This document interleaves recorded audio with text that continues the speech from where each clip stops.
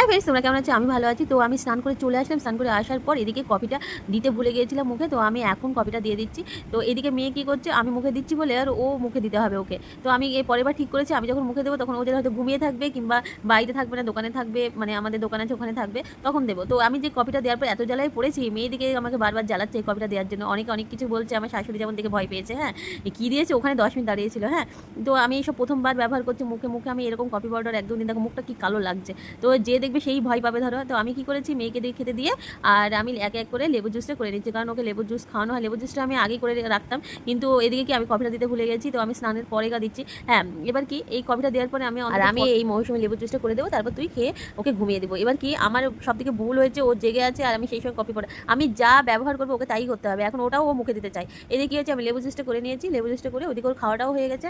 আর আমি ওকে লেবু জুসটা দিয়ে আমি মুখটা ধুতে গিয়েছি। তো এদিকে কি হয়েছে, মুখটা ধোয়ার পরে দেখো চারিদিকে এই যে কফি পাউডারের মানে কফির যে পেস্ট আমি মুখে দিয়েছি সেটা পুরো বেসিনে লেগে যাচ্ছে।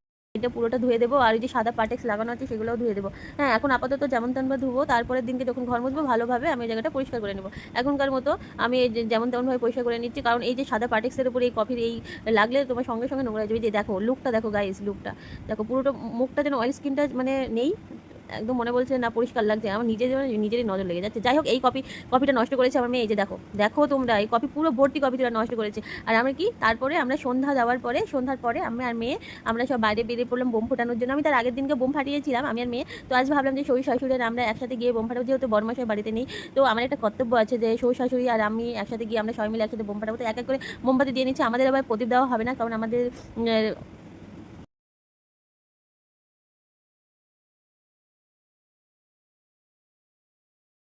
তো আমাদের বললাম আমাদের ওষুধ চলছে, সেই জন্য আমরা প্রদীপ দিতে পারবো না। তো এইদিকে শাশুড়িকে বলছি তুমি বোমটা ফাটাও। এই যে দেখো আমরা সব কত দূরে দাঁড়িয়েছে, ওনার জন্য ভয়ই লাগে না।